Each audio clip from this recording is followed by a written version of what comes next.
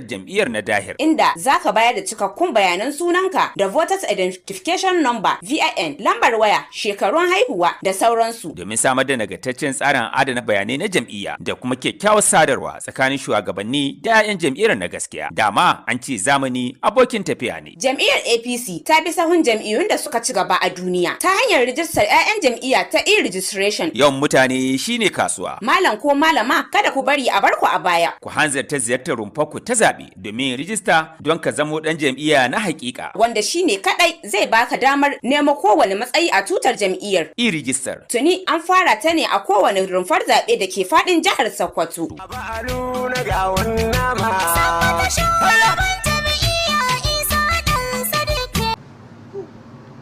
Jama'a assalamu alaikum, barka da kasancewa da fassarar labaran Alu Tv. Ba labarai muke yi ba, sunana Nafisa Kabiru Muhammad, mai daukar rahotanni, mai kuma fassarar labarai a Alu TV Najeriya. Domin sanin me ke faruwa a cikin Najeriya da ma kasashen ƙetare da kasashen duniya baki daya. Ku ci gaba da kasancewa da Alu TV Najeriya, inda muke kawo muku labarai na abubuwan yau da kullum, da kuma rahotanni na bangarori da dama da suka shafi rayuwar dan adam da ma wasu halittu da ke cikin duniya. Haka ma za ku iya bibiyar shirye-shiryenmu da ma labaranmu da muke kawo muku a kafafen sada zumunta kamar YouTube, inda za ku yi amfani da Alu TV, ko kuma kafar Facebook da za ku iya amfani da Alu TV News. Addini nasiha. Wannan ne yasa gidan talabijin na Alu TV Najeriya ya ware shirarwa na musamman domin kawo muku karance-karance da suka shafi addinin musulunci, kamar irinsu dawul musallin da tajwidin alkur'ani mai girma, wanda ni Rabiu Abdullahi Wakili ina ɗaya daga cikin wayanda suka shirya kuma suke gabatar da wayannan shirarwan. Kana nake fassarawa tare da karanto labarai, da wannan nake cewa ku ci gaba.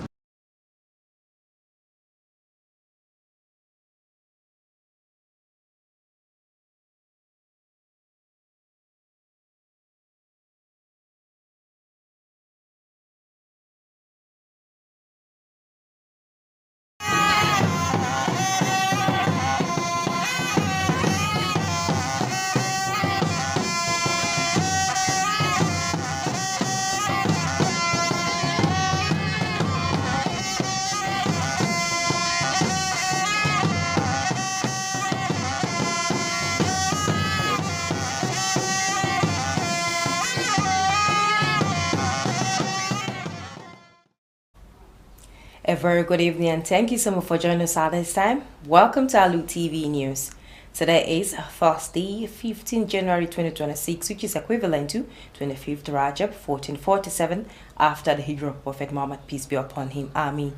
My name is Hafsa Mohammed Kabir with the news. First, the headlines. The governor of Sokoto State, Ahmed Ali, lays a wreath to honor Nigeria's fallen heroes as the country marked 2025 Armed Forces Remembrance Day. 60 years after the assassination of the late Premier of Northern Nigeria, Sir Ahmed Bello Sardauna Sokoto, his contributions to the development of Nigeria continue to be elevated. Sokoto State Ministry of Lands and Housing gives vegetable and fruit sellers along Gaunama area a 24-hour notice to vacate their shops as they block the free movement of motorists.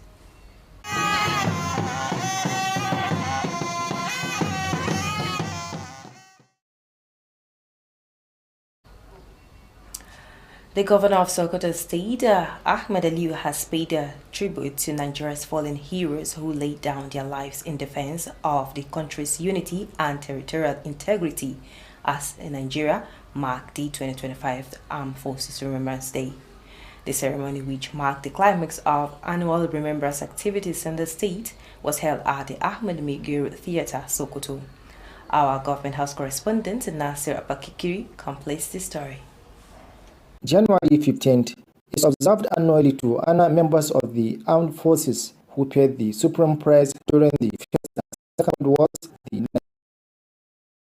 Nigerian Civil War, and various internal security operations. Governor Ahmad Aliu presided over the event to appreciate the sacrifices of both fallen and serving members of the Nigerian armed forces. The ceremony commenced in the early hours of the day with a wreath-laying exercise performed by the governor, the Speaker, Sokoto State House of Assembly Tukur Balabo Denga, the State Chief of Judge, Justice Saidu Muhammad Sipawa, and the General Officer Commanding 8th Division of the Nigerian Armed Forces, Major General Abikule Ajasin. Other dignitaries who led the wreath included the commander of the 116 Forward Composite Brigade of the Nigerian Air Force, Group Captain N.A. Gumos, the Sokoto State Commissioner of Police, CP Ahmad Musa, the chairman of the Nigerian Legion, Sokoto State Chapter, Alu Tv, and a representative of Veterans Widows, Jamila Gambo. Special prayers for the repose of the souls of the fallen heroes and the welfare of their families were offered by the Deputy Director of the Islamic Affairs 8th Division, Major Tiki Hamisu, and Reverend Colonel M.I. Kalamo.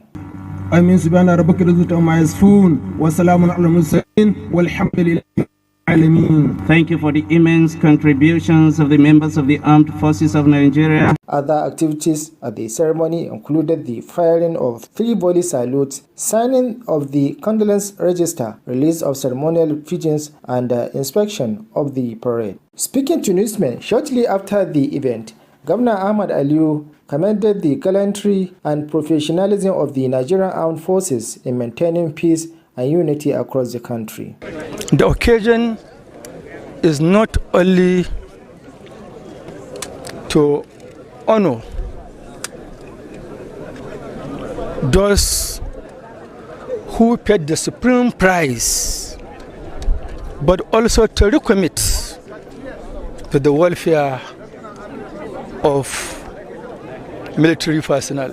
The governor also called for sustained financial, moral, and material support for the families of the fallen heroes and the wounded soldiers. Highlight of the ceremony included the inspection of a medical outreach program and the distribution of relief materials to members of the Nigerian Legion and their families. Reporting from Government House, Sokoto, I am Nasir Abubakar Kiri.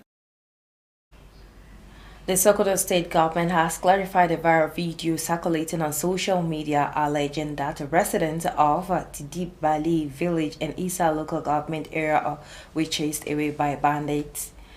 In a statement by the Director General Media and Publicity, Government House Sokoto, Abakar Bawa, the government explained that the individuals in the video were temporarily relocated to the Isa local government headquarters as a precautionary measure following a rumor of a planned bandit attack. The government stated that the relocation was ordered by the chairman of Isa local government area, Alhaji Sherifu Abubakar Kasarawa, after the matter was reported by the ward councillor, Honorable Daya Busani. According to the statement, the affected residents have since returned safely to their homes, while security agencies have intensified patrols in the area.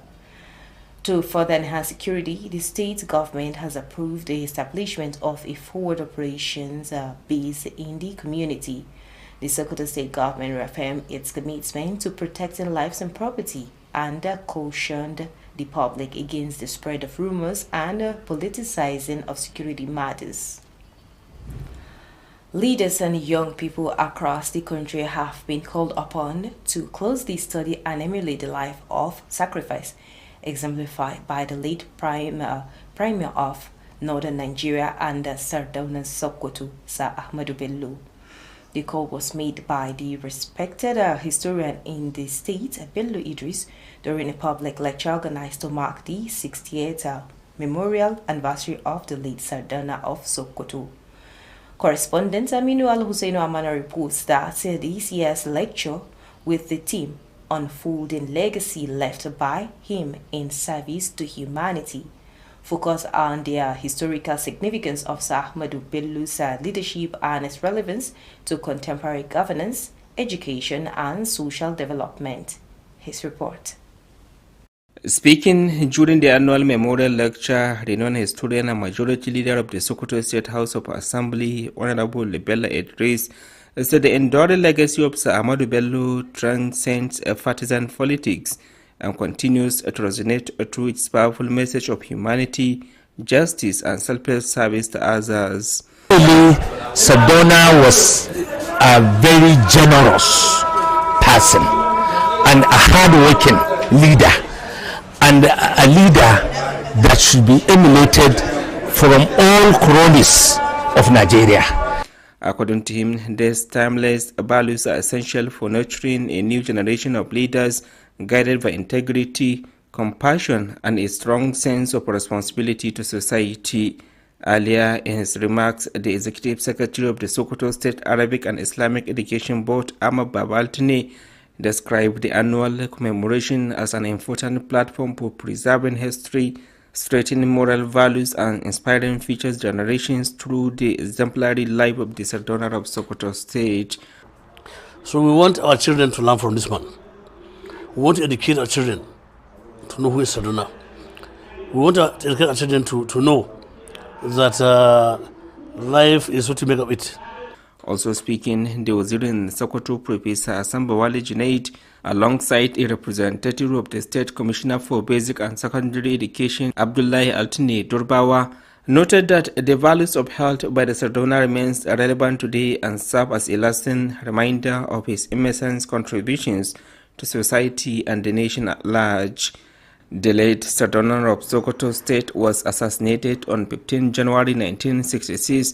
The annual memorial lecture therefore served as a moment of reflection of his ideals, contributions, and enduring impact of Nigerian history. Aminu Alusen Amanawa reporting for Alu TV News. Do not forget you're watching Alu TV News, transmitting from Sokoto, the seat of the Caliphate. You can also watch us on our social media handles at Alu TV on YouTube channel, while on our Facebook page you can view us at Alu TV News. You can also download our mobile application on the Play Store by searching Alu TV and watch our previous programs, or watch us live while the program is running. Now the news continues.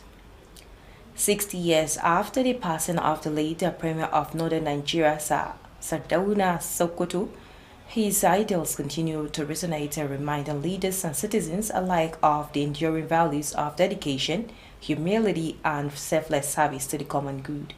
Our reporter Aminu Al-Husseinu Amana seeks the opinion of wider cross-section of people across the state on the enduring legacy of the reverend leader. Respondents describe the lives and times of Sardauna as a symbol of visionary leadership, selfless sacrifice, and unwavering commitment to public service. Sardauna is a grandfather to me. I am from Raba local government. I'm from Gandhi. So a grandfather to me, and we always work towards emulating what Sardauna did in northern Nigeria. So Sardauna is a leader, and it's a great one. You can see today is 60 years that Sardauna passed away, but we still remembered him. We are always remembering Sardauna. His legacy is always there. This day is a very remarkable day for us as a teachers. He talked of the way Ahmadu Bello bring farming to the northern Nigeria.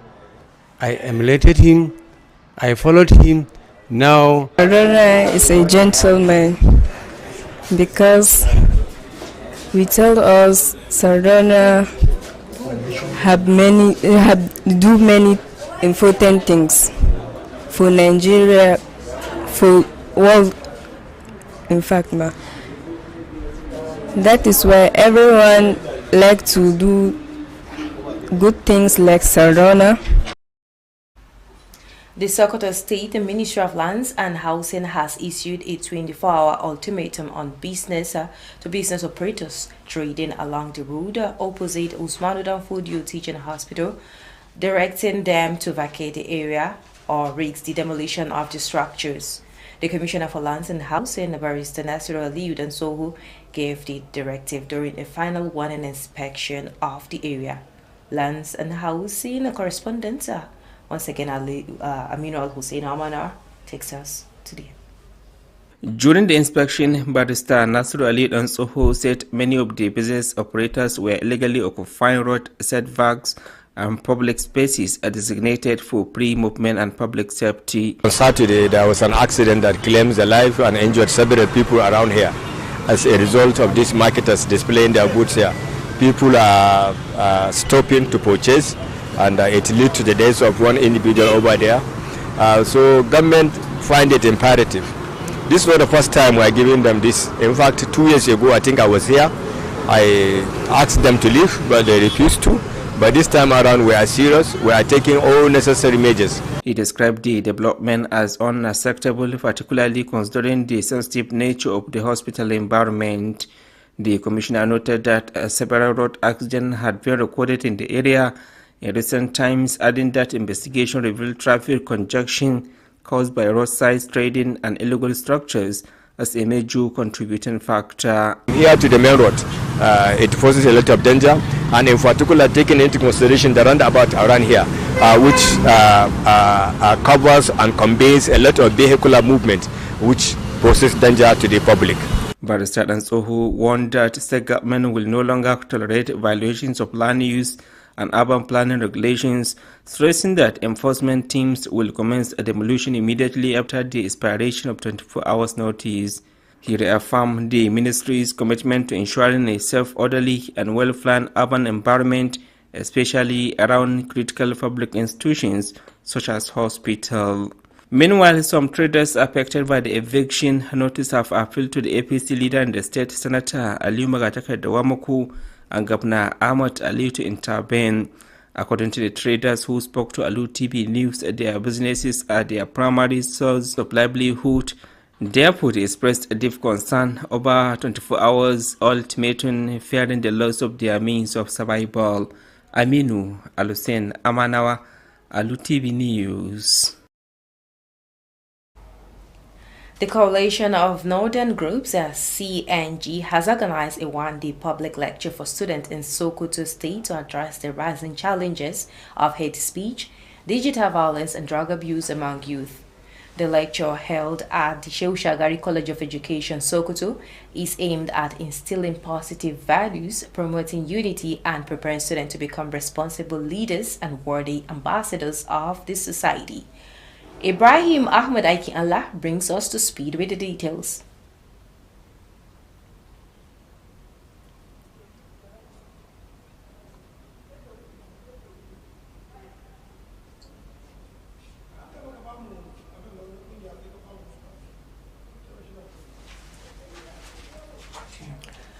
The coalition closing. Okay. We reported to you that the governor of Sokoto State, Ahmed Aliyu, laid a rod to honor Nigeria's fallen heroes as the country marks the 2025 Armed Forces Remembrance Day.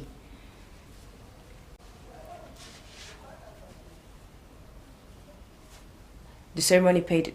We also brought to you that 60 years after the assassination of the late Premier of Northern Nigeria, Sir Ahmadu Bello Sardauna Sokoto, his contributions to the development of Nigeria were celebrated.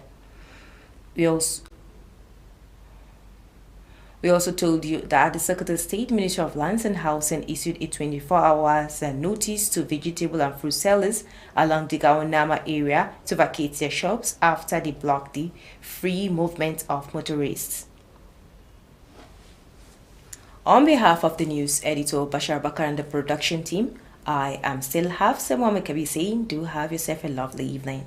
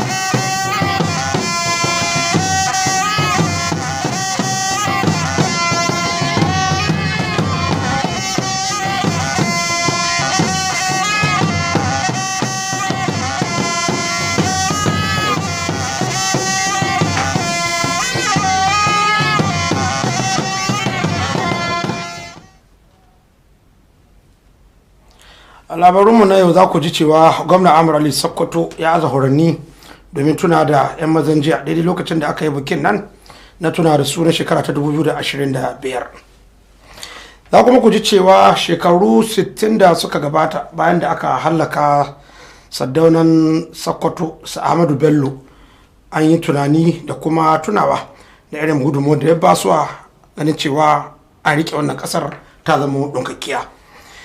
Za kuma guji cewa ma'aikatar filaye da gidaje ta jihar Sokoto ta baiwa masu gudanar da sana'a da ke kan titin Gawan Nama zuwa asibitin Gawan Nama da su kwashe nasu da nasu domin wasu tare inda motoci da ababen hawa suke wucewa cikin awoyi 24.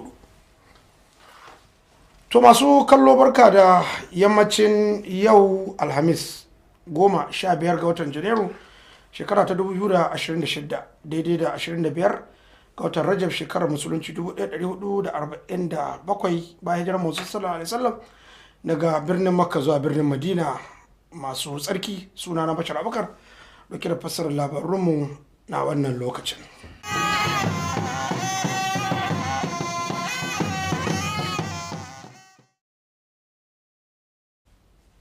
Gwamna Ahmad Aliyu na jihar Sokoto ya yaba ma jarumtakar 'yan mazan jiya wanda suka fafata a yakin tabbatar da kasar nan ta zama dunkulalle kasa a matsayinta ta Najeriya.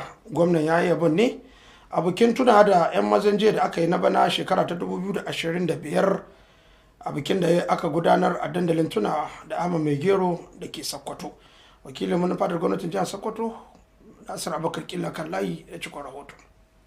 Ranar 15 ga watan Janairun kowace shekara ita ce ranar da aka ware domin tunawa da 'yan mazan jiya waɗanda suka sadaukar da rayuwarsu wurin fafata yaƙi na yaƙin duniya na farko da na biyu da kuma yaƙin basasar ƙasar nan da ma kuma wasu yaƙe-yaƙe da aka fafata a cikin ƙasar nan. Gwamna Ahmad Aliyu shine ya jagoranci wannan bikin na shekarar bana domin girmama zaratan waɗanda suka kwanta dama da ma waɗanda ke raye na rundunar sojan ƙasar nan. Bikin ya soma ne da sanyin safiyar yau inda aka soma da aza furanni wanda gwamna Ahmad Aliyu ya soma, sai kuma kakakin majalisar dokoki na jihar Sokoto Faruk Tukur Balabo Dinga, babban joji na jiha mai shari'a Sa'idu Muhammad Sifawa da kuma babban kwamandan shiya ta 8 ta rundunar sojan ƙasar nan Manjo Janar Ibikule Ajasin. Sauran muhimman mutane da suka aza furanni a wurin taron su ne babban kwamandan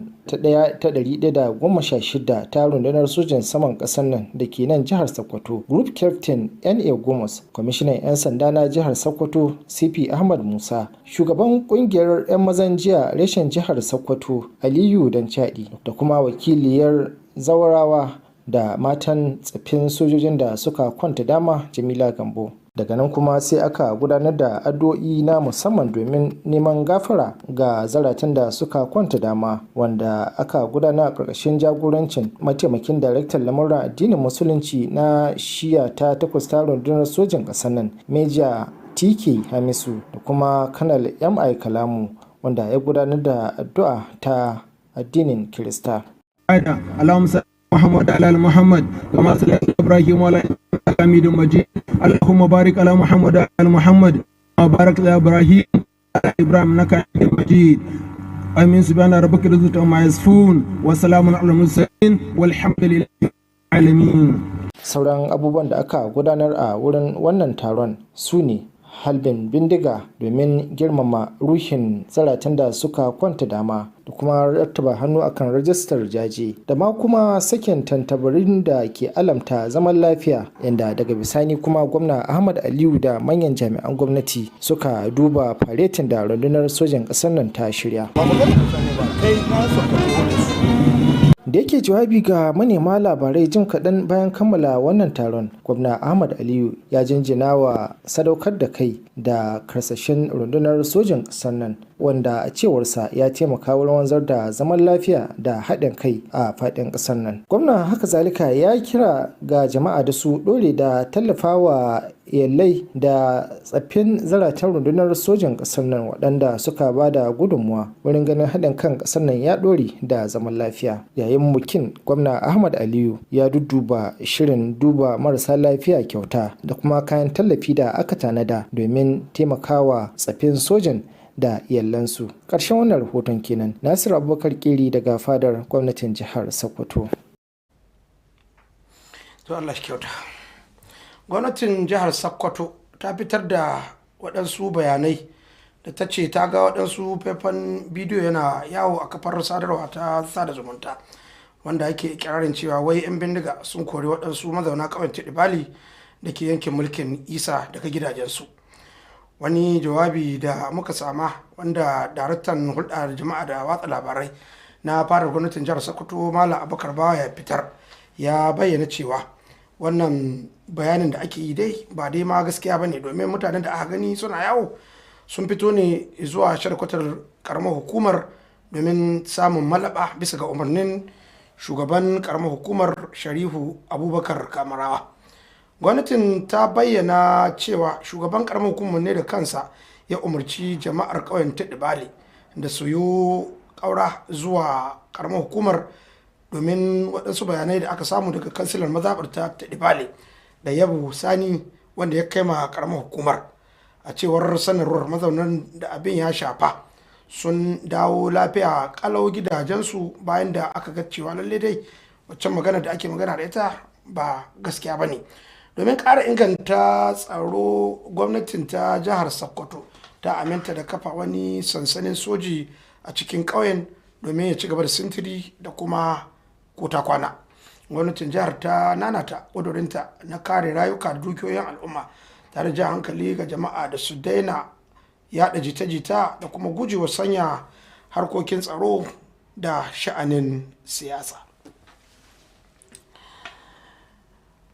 An yi kira ga shugabanni da matasa a faɗin ƙasar nan da su yi karatun ta natsu da kuma yin nazari sosai da koyi da rayuwar sardaunan Sokoto Margayi Ahmadu Bello Sardauna, firimiyan arewacin Najeriya, wanda aka hallaka shekaru 60 da suka gabata. Wannan kiran ya fito ne daga wani masanin tarihi a jihar Sokoto, Honorable Bello Idris Chimola, inda aka shirya wata lacca aka gabatar da mukalu ta musamman da aka shirya domin tunawa da shekaru 60 na rasuwar Margayi Ahmadu Bello, firimiyan arewacin Najeriya. Wakilinmu Aminu Alhussaini Amanawa ya rawaito cewa laccar wadda aka gudanar ta wannan shekarar mai taken bayyana muhimman abubuwan Sardauna waɗanda ya bari domin a dinga tuna da su a matsayin tarihi da taimakon bil'adama da ya yi da kuma shugabanci ba tare da nuna son kai ba da ci gaban al'umma baki ɗaya, abinda ita wannan laccar dai ta kunsa, kamar yadda za mu ji cikin bayanin daga wakilin namu Aminu Alhussaini Amanawa. Da yake magantawa a wajen taron makalar na shekara-shekara na tunawa da Sardaunan, masani tarihin daular Usmaniya kana jagoran majalisar dokokin jihar Sokoto Bello Idris ya bayyana cewa irin tarihin da Sa'amadu Sardaunan Sokoto ya bari musamman na bangaren siyasa na ci gaba da taka rawa musamman na zukatan al'umma na tabbatar da adalci da kuma tallafawa rayuwar al'umma. Koyi halin Sardauna, mata daga cikin ku su koyi halin Hafsatu Ahmadu Bello. A cewarsa irin tarihi da gwagwarmayar da Sardaunan na Sokoto ya gudanar dai ya taimaka da ma tallafawa rayuwar masu tasowa musamman na ba su ƙarin gwiwar iya samar da sauyi a cikin al'umma.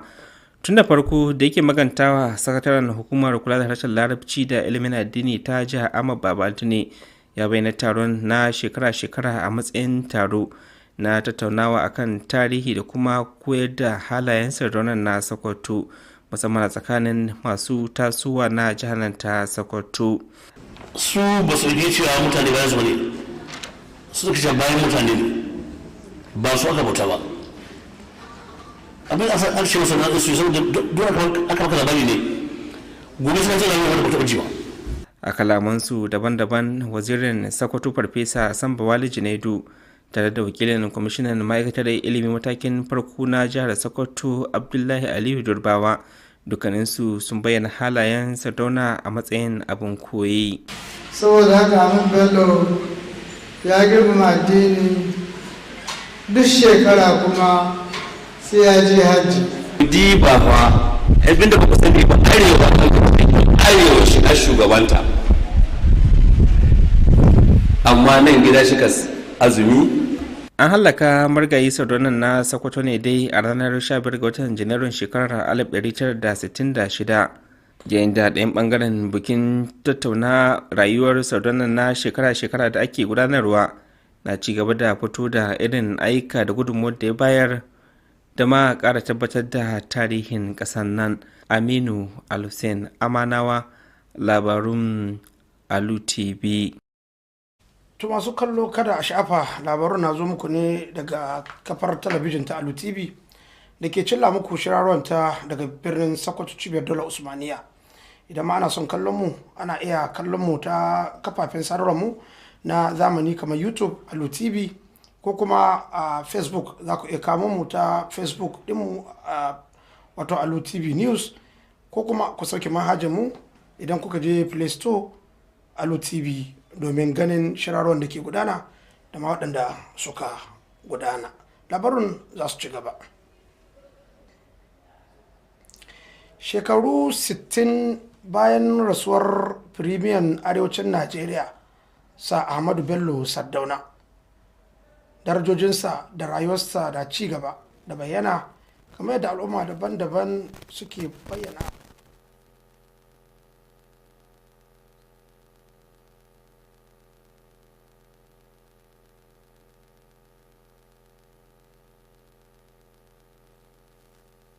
Sokoto, inda suke bayyana irin mahimmancin Sardaunan Sokoto da har yanzu shekaru 60 ba amince da irin gudunmuwarsa ba. Ga dai abin da suke faɗa. Sardauna gare ni gaskiya kaka ne, ni dan kasar Raba ne, na hito da garin Gandi, dan koyo shi muna dibin Sardauna a matsayin shugaba, kuma shugaba na gari wanda ba za a taɓa mantawa da shi ba a arewacin Najeriya. Saurari abubuwan da Sardauna ya yi nan, to ya san cewa insha Allah mu ne mai fata da cewa ya aikata abubuwan kwarai wanda za su tabbatar da ya samu shiga aljanna. Sardauna mutumin kirki ne, saboda kowa ni naga kowa da ya taho yin magana yana faɗin Sardauna mutumin kirki ne, kuma ya yi abubuwa da yawa. Sardauna a wurina ni dai mahaifina ne, saboda muna son mu koyi halaye ne, don halaye ne saboda na kwarai na. Allah shiga harta mu Ahmadu Bello da sauran shugabanni da suka riga mu gidan gaskiya. Ma'aikatar filaye da gidaje ta jihar Sokoto ta bayar da wa'adin sa'o'i 24 ga 'yan kasuwar da ke gudanar da harkokinsu na kasuwanci a gefen hanya a dab da asibitin koyawa ta jami'ar Usman Dan Fodio da ke unguwar Gawan Nama, da cewa su kauce kuma su baiwa jama'a wuri domin sun tattare hanya. Idan ko haka bata faru ba, to za a soma aikin rushe-rushe waɗannan shagunan nasu. Kwamishinan ma'aikatar filaye da gidaje na jihar Sokoto, barista Nasir Aliyu Dan Tsoho ne ya bayar da wannan umarnin jim kaɗan bayan da ya kai wata ziyarar ƙarshe ta jan kunne a wuraren da ake gudanar da sana'ar, kamar yadda wakilinmu na ma'aikatar hiyar da gidaje Aminu Hussein Amada ya shigo da wannan rahoto. A lokacin ziyarar kwamishinan ma'aikatar filaye da gidaje na jihar Sokoto, barista Nasiru Ali Dan Tsoho ya bayyana cewa da dama daga masu sana'o'in a rabin asibitin na gudanar da sana'o'in ne a haramce, musamman a wuraren da aka samar domin zirganiyar jama'a da kuma abubuwan da suka shafi rayuwar al'umma. A ranar Saturday da ta asibiti ta gabata, can wurin ma an yi hadari har Allah ya kawo rashi.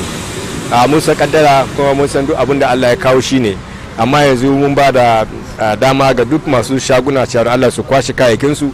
A da haka ne ma ya bayyana wannan lamarin a matsayin lamari da ba za su amince da shi ba, la'akari da irin hatsarin da hakan ke haifarwa musamman a asibitin. A cewar sa, haɗaruka da dama da suka faru a wajajen nan a kwanan nan sanadiyar kasuwancin da ake haramce ne ya haifar da shi, inda bayyana cewa hakan kasuwancin da ake haramce a wajen na taimakawa na ganin cewa an samu waɗannan hatsarurruka. A da haka ne ma ya bayyana cewa gwamnatin jihar Sokoto ba za ta lamunci duk wani shiri na saba dokokin da suka shafi muhalli ko ƙasa ba a jihar nan ta Sokoto, inda ya bana cewa ma'aikatar za ta ɗauki matakin doka da zarar awanni 24 na gargaɗin da suka bayar ya cika. Kuma za mu zo da fulani na kwarai wanda za mu hidda shaguna daga can baya wanda zai ba da za a kidanya mitoci daga nan inda ya kamata a aza waɗannan shagunan. 'Yan kasuwa mun ba su shawara saboda aikin da za mu yi gobe dole ne sai sun tashi, rashin tashin su duk abin da ya faru kuma wannan matsala ta su ce. Kwamishinan ya nanata kokarin ma'aikatar musamman na cigaba da tsara birnin Sokoto da kuma tsara hanyar da al'umma za su rika wucewa a gaban asibitin. To halin da ake ciki kuma da dama daga 'yan kasuwar da ke kasuwancin da lamarin ya shafa a gefen asibitin sun bai da bukatar da ke akwai ga jagoran jam'iyyar APC na jiha sanata Aliyu Magatakarda Muku da gwamna Ahmad Aliyu da su kawo ɗauki a lamarin, kasancewar suna amfani da hanyoyin ne kawai domin samun abin dogaro da kai. Mu a hakikani gaskiya yadda tun lokacin da Long and House suka zo suka shata muna ga bakin wurin da zamu azaka mu, bakin wurin nan na muke bisa ga yanzu. In sun zo suka ga bai yi ba za su ce muna ga wurin da suka ce kuma mu gyara. To har bisa ga yanzu wannan doka ta muke bakin da suka shata muna nan na muke. Wannan hadari da aka yi a can na gaban mu wannan hitarawun. Da Allah muna neman alfarma ga gwanan jihar Sokoto da ta Aliyu Ahmad Makku, muna neman alfarma da Allah a dibi irin mutuncin da muka nuna da karamci da nuna jajircewa. Aminu Alusin Amanawa, labarun Alu TV. To Allah shi kyauta. Masu kallo duka abinda muke dauke da su kenan a cikin labarun namu na yau. Kayan mu yi bankwana ga waɗansu muhimmai da aka riga aka ji. Mun ba ku labarin cewa gwamnan jihar Sokoto Ahmad Aliyu Sokoto ya aza horani domin girmamawa da tunawa da 'yan mazan jiya da suka tabbatar da kawar ƙasar nan ta kawo inda take ciki yanzu a wani bikin tunawa da su da aka yi na shekara ta 2025 a dandalin Ama Mai Gero da ke Sokoto. Mun ko ba ku labarin cewa daidai lokacin da aka cika shekaru 60 da hallaka rimiyan arewacin Najeriya su Ahmadu Bello Saddam Sokoto, ana ci gaba da tuna irin muhimman abubuwan ci gaba da ya kawo a ƙasar nan. Haka kuma mun ba ku labarin cewa ma'aikatar filaye da gidaje da su fiye ta jihar Sokoto ta gargaɗi masu gudanar da sana'ar su a kan titin asibitin Gawon Nama Sokoto da su kwashe nasu da nasu cikin sa'o'i 24 domin sun tare hanya, in ko ba haka nan ba doka za ta yi aikinta bisa gare su. Masu kallo a madadin waɗanda suka tamaya labarin suka zo muku, ni Bashar Abubakar ke cewa kuna baku lafiya, alabama alheri sai wani jikon.